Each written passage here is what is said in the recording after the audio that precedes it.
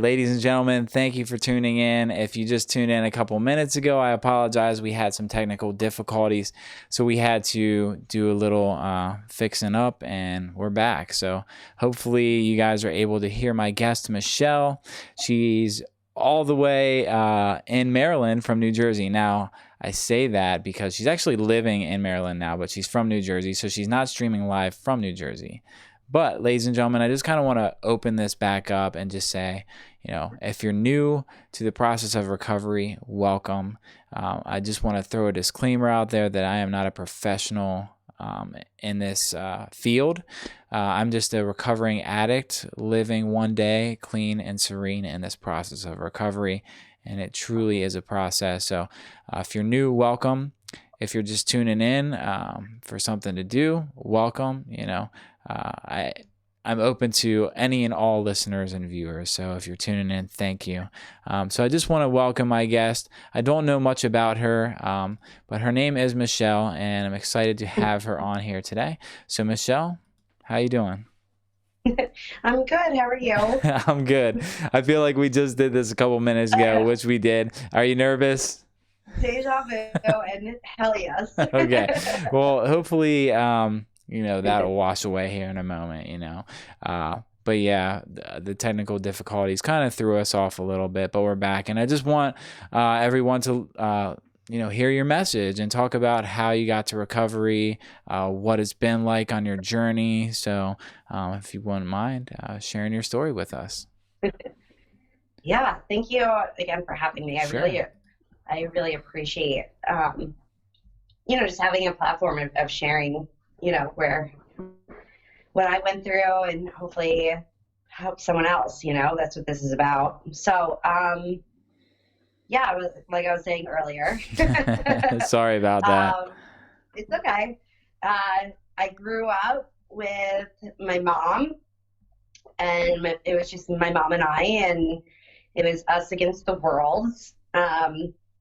And a lot of the feelings are the same that I hear from a lot of addicts in the rooms, the feelings of isolation or being different, less than, judged, shameful, like all those things.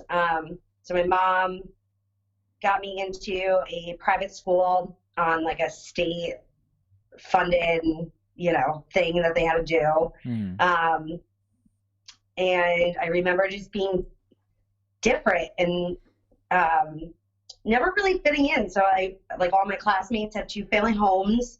They all had mansions, and with a guest house in the backyard. And I didn't have that. My mom was an active addict. We lived in a small ranch in New Jersey. And, I just remember being very ashamed of our lifestyle compared to theirs. Always wanting more, never feeling a part of, always less than, always judging myself. So that seems like a common theme. A lot of people talk about feeling less than. And just by the way, we are live and people can hear you. I got the confirmation text, so the audio is coming through. So just rest assured that we are good to go here. But yeah, it's a common theme that most addicts can relate with, is like that feeling of feeling different or feeling like not a part of. So yeah, continue on with your story. I'm sorry, I wanted to say that and just let you know that everyone can hear you. So well, thank you for absolutely. That. Appreciate it. Yeah. But yeah, I hear it all the time. So regardless if someone grows up with a 2-family home, 1-family, orphan, whatever, it's about the feelings, and I learned that early on in recovery. I just never knew how to express it. I never knew how to tell anyone. I didn't even know the language to identify it until I got into recovery. Feelings weren't talked about. We didn't talk about my mom drinking. We didn't talk about the lights getting turned off. We didn't talk about any of this stuff outside of the house. And even in the house, a lot of people will say behind closed doors, no. That wasn't even a thing. You just don't talk about it at all. Everything will be fine. Just don't talk about it. Right. Sweep it under the rug and it'll go away kind of thing. Right. Yeah. Yeah. And, So I just grew up having a double life, and this like the manipulation, the beating myself up, the negative self-talk, and the lies. The double life was huge, you know, and it was just ingrained in me at such a young age. Like, Mm. so to come into recovery and like try to combat that and learn a different way has been a Yeah. huge struggle. So at what point did you realize like that something wasn't right? Like, you know what I'm trying to say?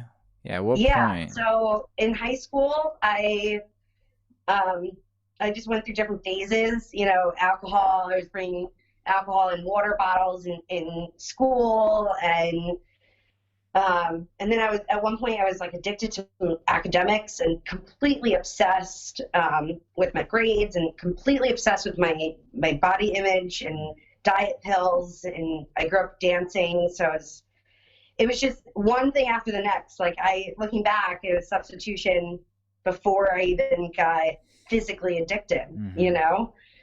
And then I got introduced to poker when I was a junior in high school. And I got introduced to a guy playing poker Mm-hmm. who was dealing drugs. And I got into it. And I didn't even know, like, I think back to it, and some part of me had to have known crushing up a pill and snorting it is not the normal thing to do, right? Yeah, Like a right. part of me, Yeah, yeah, yeah, definitely. but I just wanted to be accepted so bad that I acted like I was okay with it. And and there I went, like on to the next, and then more, and then more, and more. And by the end of it, I was just addicted to anything. You had it, I wanted it. I Yeah. was, It's so not the uh, normal thing. If, if someone thinks about, the act of actually crushing up a pill and mhm. sniffing it through a straw or up your nose, like to feel different. It's such like not a normal thing, but once you do it one time and you're like, "Oh, this feels good." And then you Right. do it another time, it just becomes the new norm. And then, before you know it, you're addicted. And like, and Mhm. there's so many people that can relate to that. And I don't want to like harp on the active addiction lifestyle, but I think it's important to address and almost like qualify yourself because people can relate to that, and that's how Yeah, they identify the similarities rather than the differences is what we do in a 12-step fellowship, so that we yeah, can identify and then help each other. absolutely. Yeah, that was big for me, especially when I was new. I wanted to hear the raw, like the in the trenches stuff, you Yeah. know. As It's much as I, exciting. It's exciting to yeah, listen to, listen to that craziness, the sickness, the disease, yeah, because it had yeah, us in its grips. And so when we come into recovery, the only thing we can relate to is that disease thinking. And it's right. very, it's very a gradual process where we start to see people living and doing the right thing, and then we're like that becomes more attractive and attraction rather than promotion, right? So it's that attraction that really changed my life. No one could tell me I needed to get clean. It's I had to see it working in other people's lives, for it to become appetizing for me to want to chase that as well. So that was my Yeah, experience, and it took many times like stumbling and bumping my head, and going back and using or thinking I can do one more before I finally was like, man, this is insanity. I can't just do one more, and I don't know what your right. experience was like, but that was just for me. Yeah. So I actually came into the rooms when I was 18. My dealer at the time actually said, "I think you have a problem and should go to this thing that's at the church, you know, a All couple right. times a week." I maxed out all my credit cards already. I wasn't even 19, so I had them less than a year. I had like 30 something thousand dollars in credit card debt and cash Yeah. advances, and Mm-hmm. I've been arrested a few times. And I don't know, it was the lifestyle, you know, and it just became my world. And so I went to a meeting, and I showed up late, left early, Of course. Right. and by the way, I went to a few meetings for a different fellowship that I'm in now because of my mom. She got a Okay. DUI when I was in high school.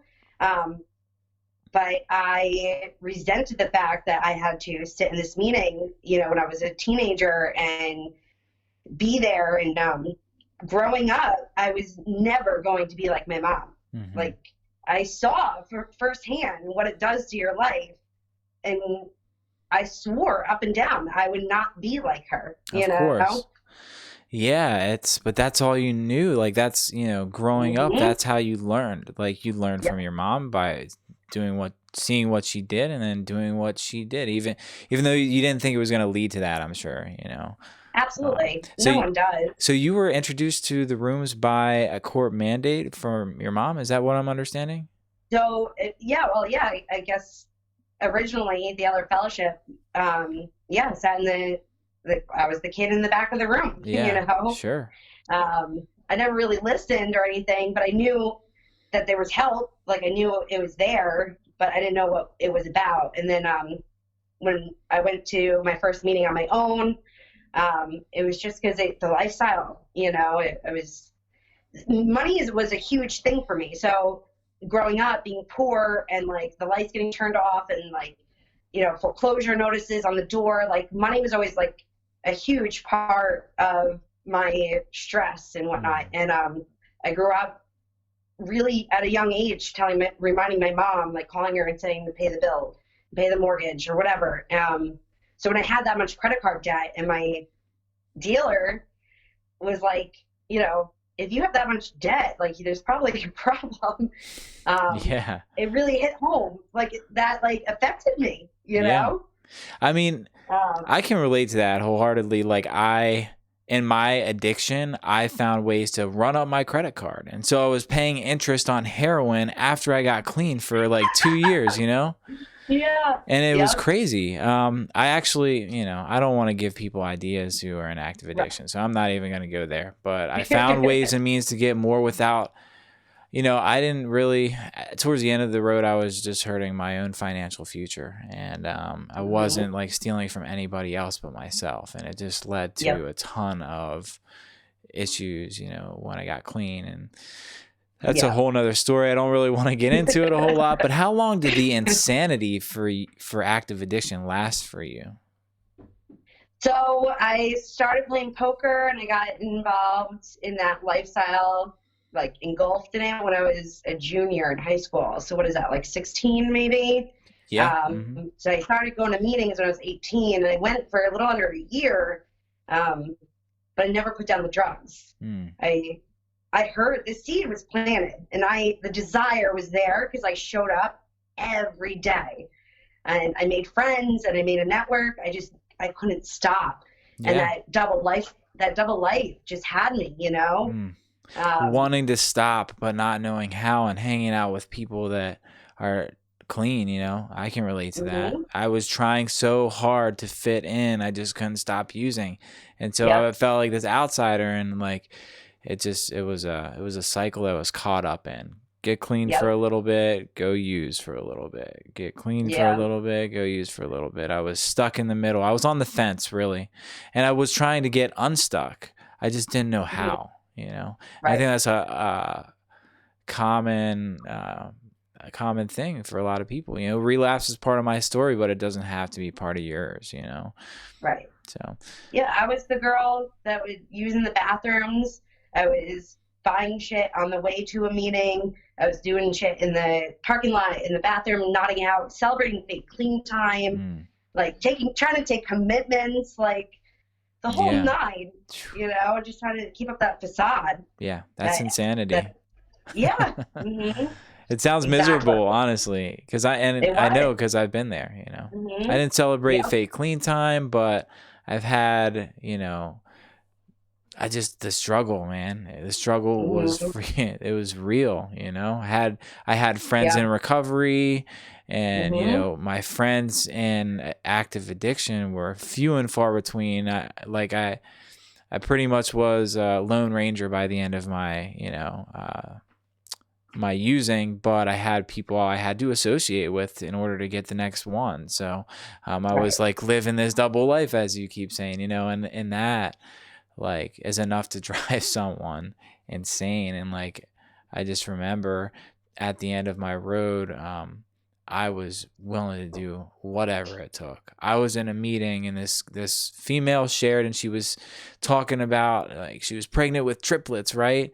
And her mom was dying, and her boyfriend wasn't in the picture, and she was like, you know, what the fuck, you know? But I'm clean today, and as soon as she said all that stuff, and I heard her share, and like I was the next person to share, and I was like, man, I like she's going through all that shit and staying clean.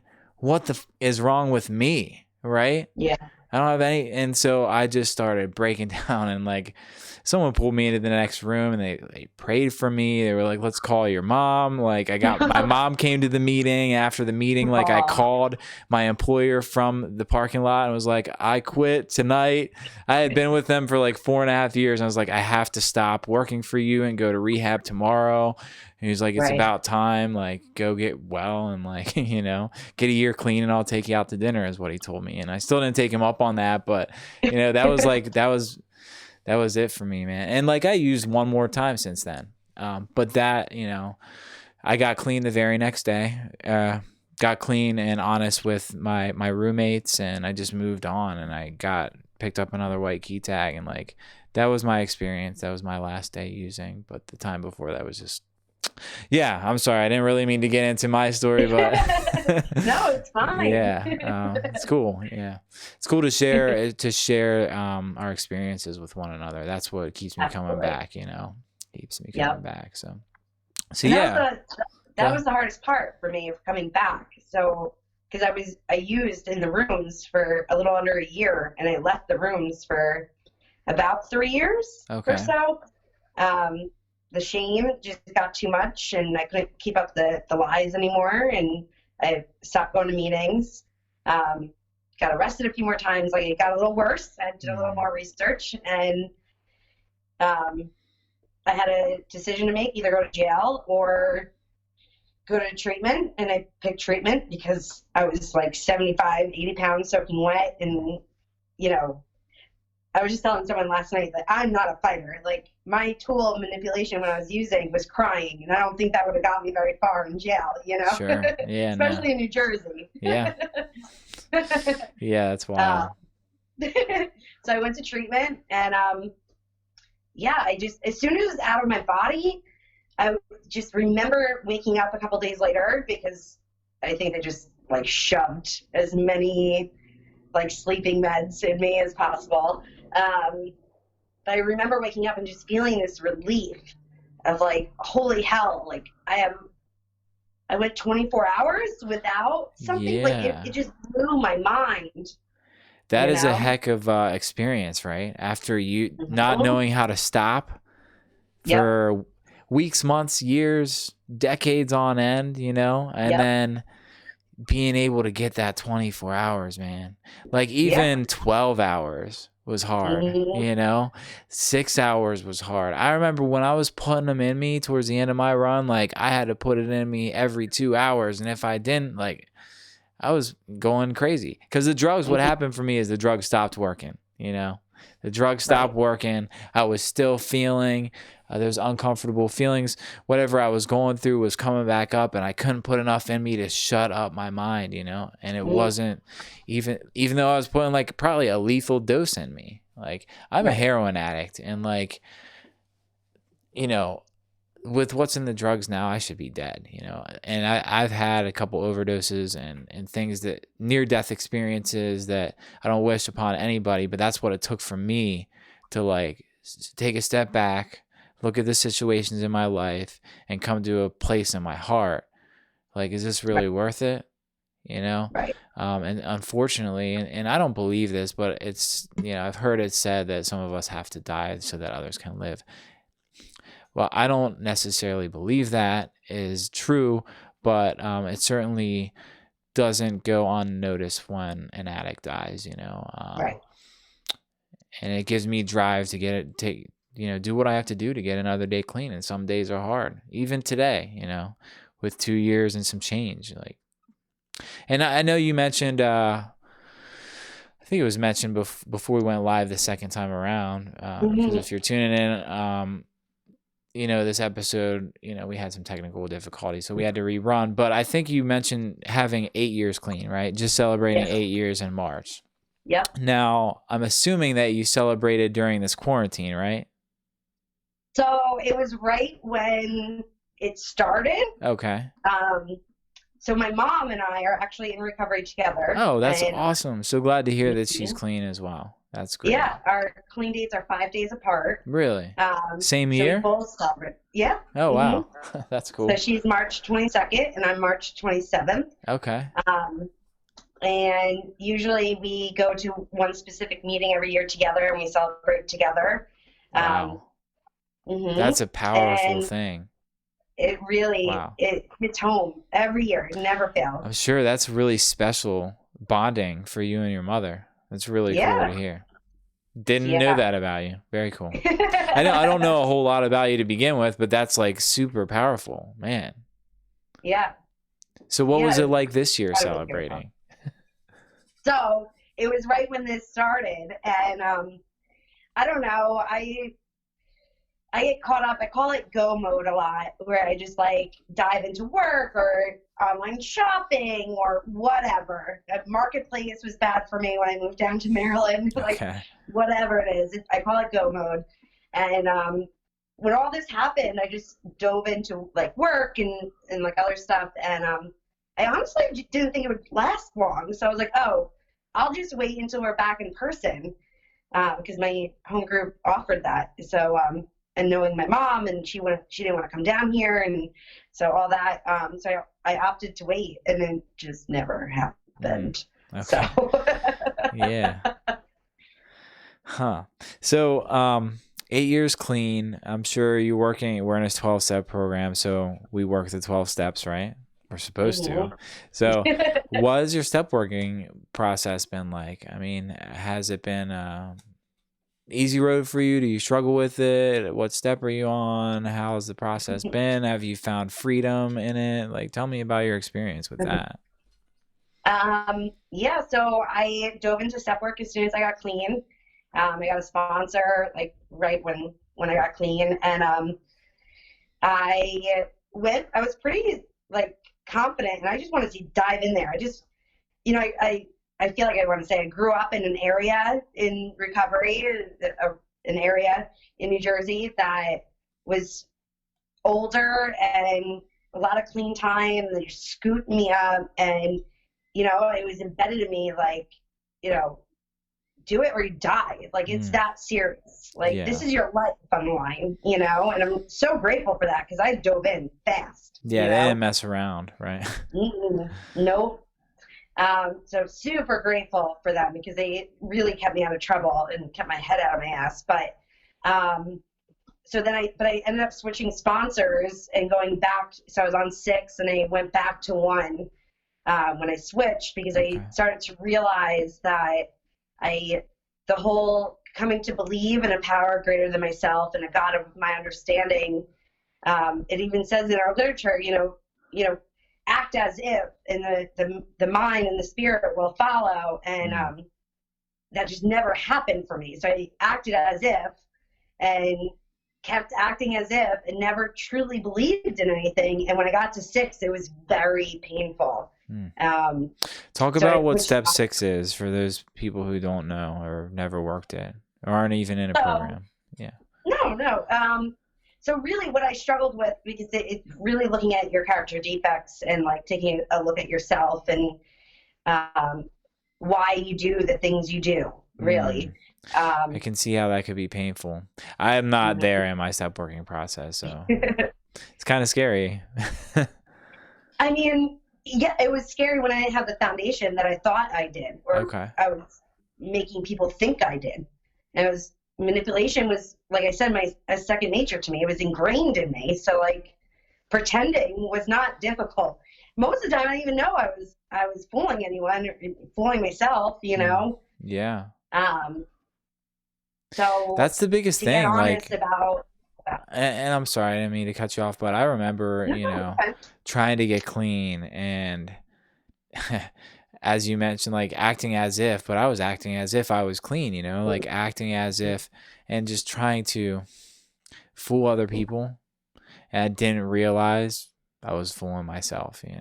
yeah, And that I just dug myself a deeper hole that was harder and harder to get out of as the disease progressed. But looking at character defects, I mean, I'm not there in my step working process, but I can see certain character defects come out on certain days. hmm And like, I fortunately I have people in my network that aren't afraid to point things out to me. Even my girlfriend, she just recently like saying to me, why are you so defensive? Why do you come off as defensive? And like, I had to take a look at myself and be like, man, she's right. I've been responding to her kind of defensively lately, pretty consistently. Why am I doing that? And I just took a minute to like think about it. And, of course, with technology at our fingertips, I Google searched it, like why, um, why am I acting defensively in this relationship? And didn't find an answer I was looking for, of course. There's so many different things about that. And she came in and I just apologized to her. And she said, it's probably because you're used to doing the wrong thing and like responding defensively because you think that other people are like um, questioning why you're doing it. I don't know. The way she said it was like very like it just kind of hit home and I was like, yeah, I have to retrain my brain to to react. I have yeah, to, and that's a character defect of mine. So something I just wanted to talk about. yeah. Now, in that step 6, I know like there's character defects, but the opposite of that is our assets, right? Is that something we address in step 6 as well, or no? Of course. I mean, was it Okay, easy for me? No. Like, so yeah. So obviously, our goal is for balance, right? The sure. good and the bad, and Well, you can't have be in one touch without with the their other. feelings, right? Yeah, Um, but I just have a tendency, in reality, good and bad is 50-50. It's just your perception of it, and but they're equally as probable. They have the equal probability of tomorrow having a good day as I do as having a terrible day. It's sure. just my perception when I go into it. Mm. I just have the nature of thinking it's more like 90-10, bad, good. Mm-hmm. It's just my nature. So to look at assets is very uncomfortable for me. Yeah, I was just kind of reflecting on my first year clean. Like my senses came alive, and I was just kind of like, man, everything's beautiful. Everything kind of feels good, and hmm people are making me feel good. Music sounds better, food tastes better, like all these things. And like, it was really about having fun. And I say this all the time, but my first year was having fun. My second year was about responsibilities. And now I'm looking at like life on life's terms and like, this is who I am.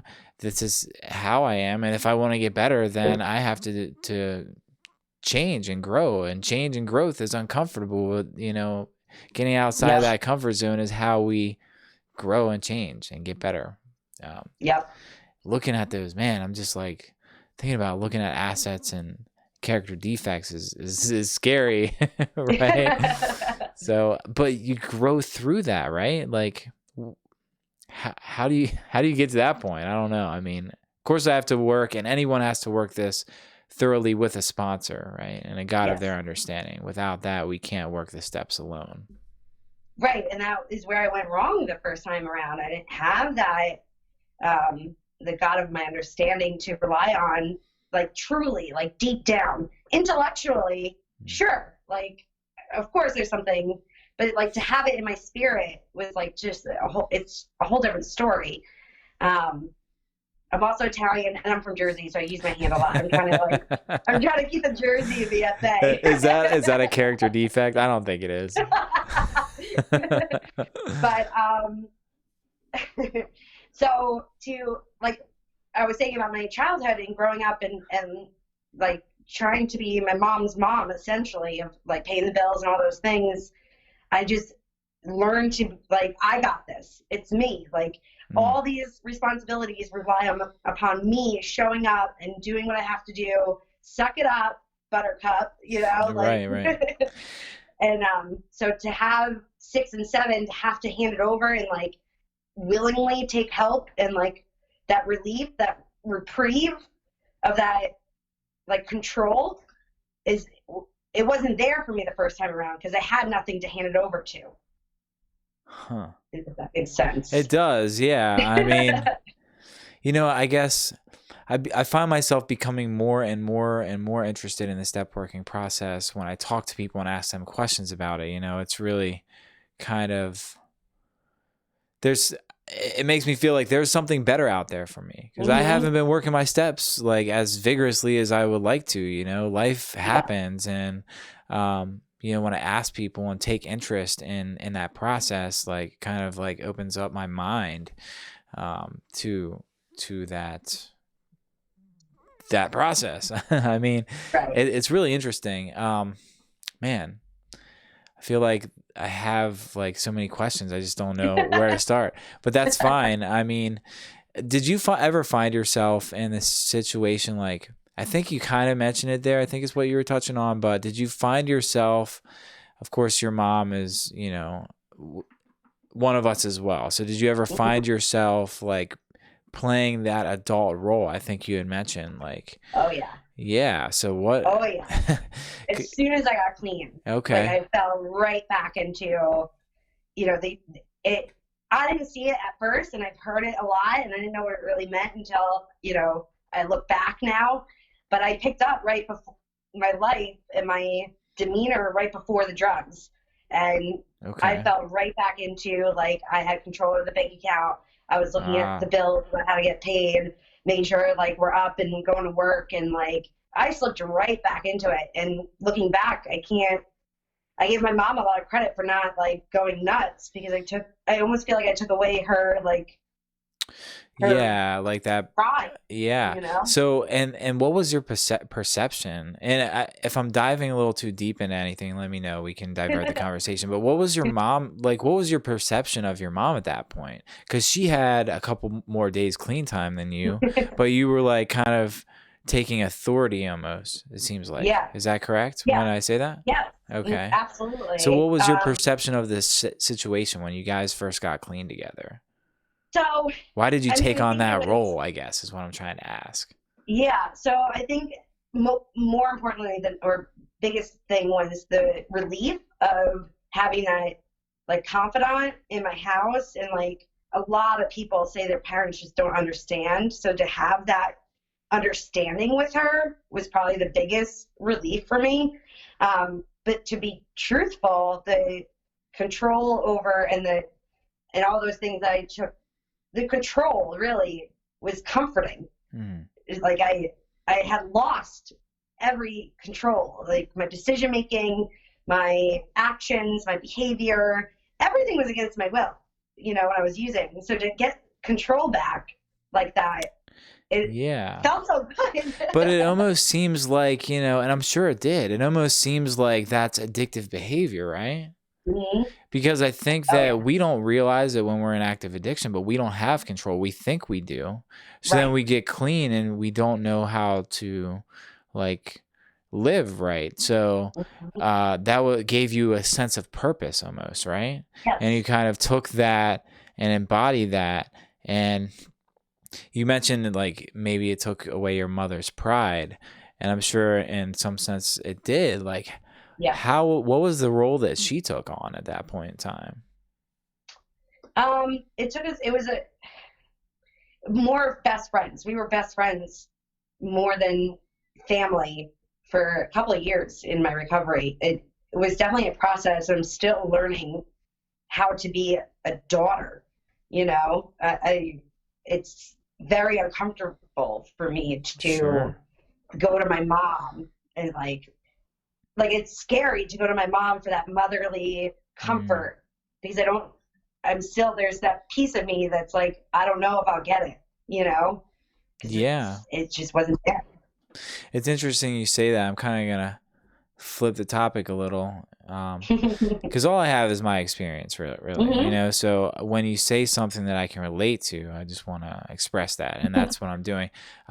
You mentioned like going to your mom and having trouble, like going to her for that love and that comfort, right? And that's something that like me as a new father, you know, that's something that I want to be able to instill in my daughter and let her know that she can come to me for love and comfort. You know, I want to Yeah. be present in her life and so that she knows. And I want that same thing for my daughter's mother so that she can go to her for that comfort. I want us, you know, I want it to be like a mutual thing so that she doesn't feel like she can go to mom and not dad or dad and not mom, you know. Yeah. And that's something interesting to navigate in recovery when you know me and the mom aren't together, you know, and raising a daughter 50% of the time, sharing those morals and values with our daughter and coming to an agreement, like this navigation of like being on different wavelengths, um, and giving our daughter a life that she can adjust easily when she goes back and forth. And that's something that, Yeah. you know, it's going to take a lot of work. It's going to take a lot of practice, and it's a lifelong thing, you know. But I think as long as we both stay in this process of recovery, we can give her that life, you know. Oh As my long as gosh. Yeah. we open up that communication and keep those doors open. Yeah, it's interesting to navigate recovery. There's a lot of dynamics, you know. And so, what is life like in Maryland for you? How do you like living here? Well, something you just said, like, really just stuck with me, though. Like, it just reminded me that, what we learn in here, because we do that for each other, support each other and open that line of communication and listening and talking. But really, we learn these things in recovery to take it home with us and in the real world. Yes, So the yes. fact that you guys are both applying what you're learning in recovery to your daughter and that relationship, I mean, that's all you can do is just Yeah. keep trying to do that. It's so important. Yeah, and it You get a lot goes of credit. yeah, it goes way beyond that. I mean, being a father is just one dynamic. I'm also a boyfriend. I'm a son. I'm Yep. a friend, you know, and I fall short on all these things at any given moment, but I also can thrive on any given moment on one of these relationships or Right. roles that I Yep. play in other people's lives, you know. Um, I just want to continue to be present. That's all I know. And that's the only way that I know how to Mhm. do that is just stay in the process. And the process can sometimes just mean don't pick up just for today. That's all, you know, I don't have to do anything extra. And a lot of the Right. times I don't find I find that if I just don't pick up and just do the next right thing, then I can remain in that process, you know. Um, Yeah.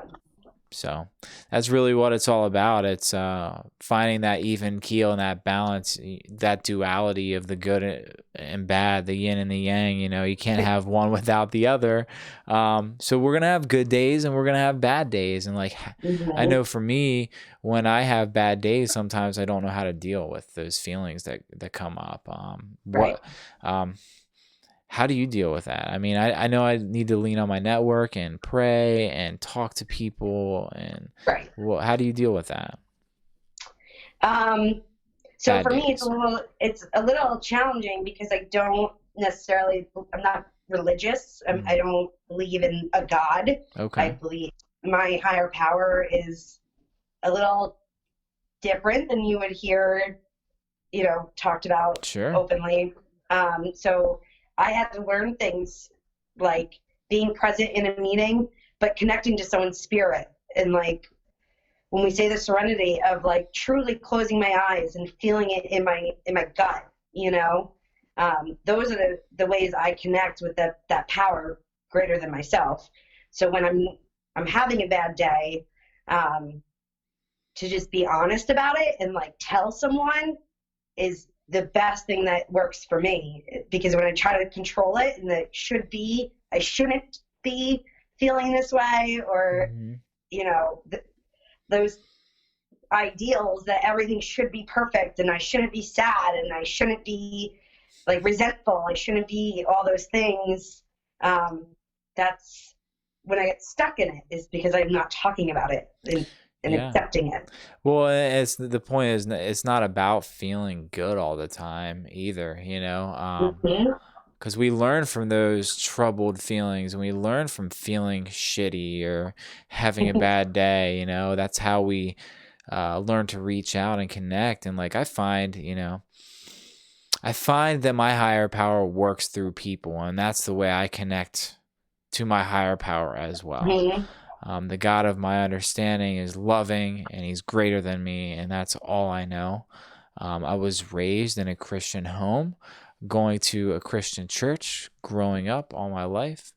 And yes, there's a lot of values in that religion, but trying to navigate and find out what works for me as a higher power, and what's going to work for Michelle might not be the same thing that works for Aaron, vice versa, but just, keeping it simple and connecting with other people is really how I see. And there's times when I'm like in my head and I don't want to reach out and talk to somebody, and that's when I need to do it the most. And like that's Absolutely. the most difficult time to do it though, Mm-hmm. but I Yep. find like when I do that and I can open up and listen and take other people's experience, advice, connect to another person, that's when I learn the most about myself through someone else.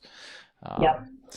But there's times too when I'll just have a spiritual experience, without having someone else get me to that point. And like those are cool experiences too. Like you mentioned about having that epiphany when you first got clean, and like I believe like that's when I came to believe in a power greater than myself, is like when I first notice like, oh man, I have 24 hours. Like I didn't do that on my own, and that's what we have to remember. Like we can't do this on our own.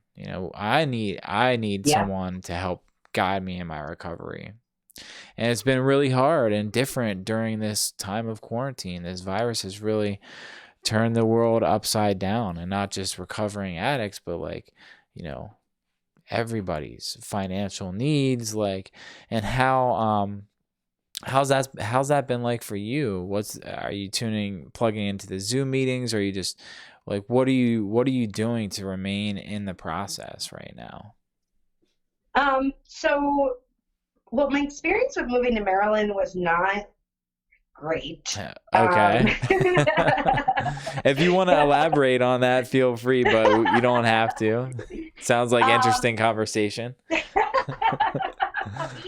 I felt like a newcomer all over again. Yeah. But without that acceptance. Like when we're new and Okay. you get that hug, like that real hug, Yeah. and someone remembers your name, like it means the world to you, right? Of course, right? Yeah. And then you stay clean for a little bit, and you have to learn at some point to give yourself that pat on the back, like I showed up for a commitment, or an H&I, or I actually answered the phone for someone I didn't want to answer the phone for. Sure.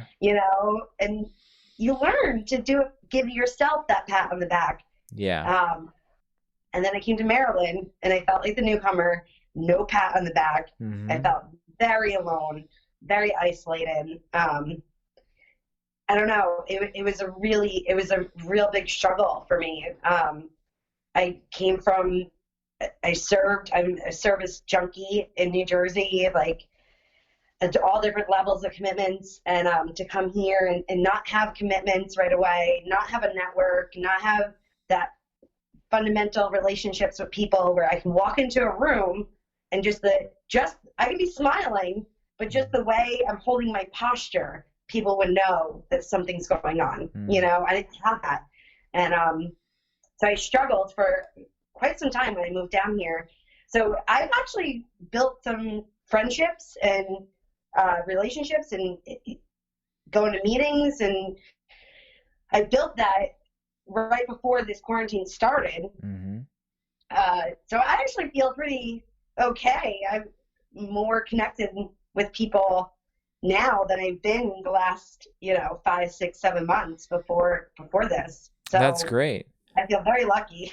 Yeah, yeah. And I have a similar experience in the fact that, I only moved 45 to 50 minutes away from the area I was in. But yeah, having 2 years clean and moving to a new area and feeling alone, even though knowing like my whole network that I had just built over the past 2 years is 45 minutes away, Right. that's 45 minutes away, coming down to this new area and getting plugged in as much as possible. It was very slow at first. Like, as I mentioned, I have a 1-year-old daughter that, demands a lot of attention, of course, and I want to be there, of course, as a new father, Right. and moving in with a significant other that I want to be present for as well. So all these relationships, and then trying to build new relationships, in the rooms as well, and getting plugged in into a new area and going to a meeting saying I'm a newcomer all over again, with some clean time it was bizarre, Yeah. but you said you hit it on the head, learning to give yourself that pat on the back, that's pretty cool. I'm glad you said that. Yeah, that's difficult though. Oh yeah. so Oh so yeah. um so I didn't really build a huge network down here before this quarantine came in. And so like when I go to Zoom meetings now, I find myself almost reverting back more so to the area I just came from to do meetings, and it's not really expanding my network. And so when meetings do open back up, it's going to be that same feeling of like, Start all over. yeah. But hey, and I think it's important to know that, it's okay to start over. I can start over my day right now, and it's what, 10 o'clock, if I had a bad day, or even if I had a good day, can still have a fresh start. And that's, what recovery really provides for us, is like that fresh start. So Yeah. and that forgiveness, being able to forgive yourself, is huge too. I assume you can relate to that. I mean, we do damage in this process, or I'm sorry, well, even in the process, Yeah. of recovery. But before I got to recovery, I did a ton of damage. I'm still having trouble forgiving myself for on some certain things and other things I have. And like, I built up relationships in recovery, that I've, don't have anymore. And there's resentment, and there's anger, and there's unresolved feelings. And moving past that has been a process. And, I've moved past a lot of stuff, and I still have stuff that comes up just when I think it's gone away, there's there's the old feeling that comes back up. Oh, so, yeah. Yeah, the hardest is definitely though when you do something clean, because in active addiction we can blame the substance. I did a ton of shit that I would never do today. Like, Sure. But when you do something clean, there's nothing to blame other than myself. My true self and my character defects and my shortcomings of letting them out. So those are the most painful, And yeah. then I personally struggled with, the forgiveness to myself, of not having this expectation, this bar for myself of being perfect, and like for allowing myself to fall short is like my biggest issue, like being okay with not being perfect. Yeah, that's tough. I was listening to a song on the radio today, and I've heard it many times. It's like a top 40 song. I don't know the name of it or who sings it. It's a female that sings it, and she's talking about like being okay in your own skin. And like, I never really listened to the words. I just liked the jingle. It sounded good, and I started to think about it like on a deeper level, and gained some perspective and applied it to my own life. There's there's Yeah. times where I fall short, and I fall short all the time, Michelle. All the time I fall short. And I really, like, I beat myself up for that though, Yeah. and like that's when you have to learn to forgive yourself, and like it's okay to not be perfect, but as much as I want to strive for perfection, I'm never going to get there. I just have to allow myself to be where I am in my own process. That's Yeah. tough. Easier said than done. So hard. But this process of recovery has afforded me so many gifts, and I'm not like, I think it says in the literature somewhere, we will be amazed before we're even halfway through the steps, right? Yeah. And I definitely believe that we work the steps. The steps affect us before we even get there. Mm-hmm. So just by showing up and being present and listening to other people's experience, I feel like it impacts my life before I formally work this step. But yeah, we see the benefits of steps before we even get there, and the miracles. But for me, it was for so long, I was just like, I would hear people say that, or more will be revealed, or like beyond your wildest dreams. And I'm like, I don't even know what the fuck does that mean? Like, what are you talking about? You guys are Bible thumper, Yeah. like, and I just couldn't get with it, and sure. I remember just recently having that aha moment. And it was actually with Emily, who you had on, Okay. a couple weeks ago. Sure. And I was in the process of buying this house, and, so I was in an apartment, and I turned the AC down too far, and I froze the unit twice. Oh my gosh. And she's like, you can't just throw it from like 60 down to 50. Like, you have to be gradual. I didn't know that. Don't you know that? I didn't know that either. Yeah. I'm like, listen, I grew up pretty poor. I didn't have AC. We had a window unit or two in the house that were kind of old, and you let them run all day, every day until the thing crapped out on you, And, yeah. That's funny. Oh man. And, so like, I didn't know that there's like rules to that to like protect it. I had no idea either. That's crazy. But when I got the house, I was like, well, good thing I'm learning this now, because I have AC, like central air in the house. And it was that moment of clarity. And I feel like it just happened a couple hours ago. Like, that's how like real it was. But that moment of like, oh my God, like I never thought I would have central air. Like, I just yeah, the small blessings. God, that's crazy. Yeah. It's the little things. It 100% is. Yeah.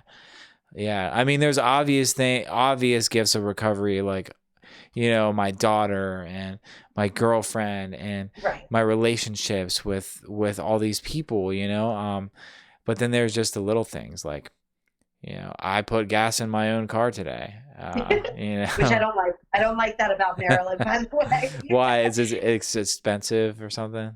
No, New Jersey, because you don't have to pump your own gas. Yeah, that's right. Yeah. I actually used to work in New Jersey. If you're familiar with Millstone, New Jersey at all. Mm-mm. Yeah, you cross the Delaware Bridge from like North Philly, and then I don't even know. I feel like you head south. I don't remember. It was quite some time ago, like 2007. I worked for a year in Millstone, New Jersey. It's very like a rural area, not a whole lot going on around there. But I remember getting gas and having to let them pump my own gas. But then I crossed back over into PA, and I had to pump it myself. Yeah, so that's something to get used to, is pumping your own gas in recovery. Hey, but yeah, there's little things like we adjust to, and then big things that we have to adjust to. And like fatherhood has been a huge adjustment for me, especially being that selfish person in active addiction to now I have to put someone else's needs ahead of my own. That's foreign to me, but I'm grateful to be able to do that, Yeah. So I'm just the opposite, actually. Now that you're saying that, I'm comparing it to like where I'm at in my life, and moving so far away from my mom and my family. I'm forced to allow her to be an adult, and like completely like stand on her own 2 feet with her bills and food and all of that, and not being at drop of a dime. So putting myself first and my needs and like making sure I'm doing, like I could do what I want to do. I don't have to worry about, some other things. Not having to rely on, someone else to provide or take care of. Yeah. It's like self-reliance. There's just so many gifts, but it's kind of getting late. I'm very happy that you were willing to do this, and it's funny. I wanted to just mention how this all came about, how you became a guest on the podcast. I remember you sent me a message a couple of weeks ago on Facebook Messenger. Hey, I'm tuning into your podcast. It's awesome what you're doing, but I have a question. I'm not sure if I'm supposed to be watching this. Is it geared towards men? Because most of your guests are men, and that's when I had said to you, I'm glad you mentioned that. Emily's going to be on in about 2 weeks, and I'm trying to book more female guests to come on and talk to about recovery. And you said, cool. And I was like, how would you feel about doing it? And That's when shit got real. Yeah, and I don't think you expected me to ask you that.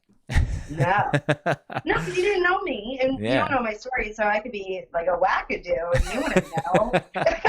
Yeah, but on the same token, like we've been at area service. I've seen you in service work, and I know you work in the recovery field, so I didn't have any shadow of a doubt that you had a good message, especially when I asked you about your clean time and you told me 8 years. So you're doing something right, and it shows. And just talking to you has been an honor to get to know you. And I look forward to seeing you around the rooms and watching you grow more in this process. Hopefully we can. You as well. Yeah. And so, I want to thank you again.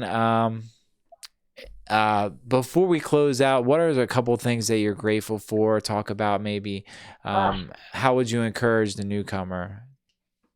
Yeah. So gratitude. I think that question is so important especially when you're new or you're struggling, when you have some clean time and you're struggling. The gratitude is like the fundamental that helps me, in the darkest of times. I can be in a corner rocking myself to sleep, and just gratitude will allow me to stand back up, So some of the things that I am grateful for is that perception of that, remembering that today, having people I can rely on in the relationships that I have in my life today, and having room to grow. That's really what it just comes down to, just more room. And that requires having an open mind, and being honest and open-minded and willing to change and be present for that growth. So all important things. In fact, they are the indispensable principles, spiritual principles, those three: honesty, open-mindedness, and willingness. And there's so much to talk about when it comes to recovery. There really is. I have a feeling we could just go on and on, but I do want to thank you for coming on this evening and doing this podcast with me. It's been fun. And it's been, to keep it real. I had a great time. Yeah, absolutely. So I'm squeezing in 5 more podcasts before June 7th. So make sure you guys tune in. It's, wrapping up season 2 with a very special guest. I got some awesome speakers lined up. So I hope to see you guys there. And it's been great. Ladies and gentlemen, A.live podcast. Boom.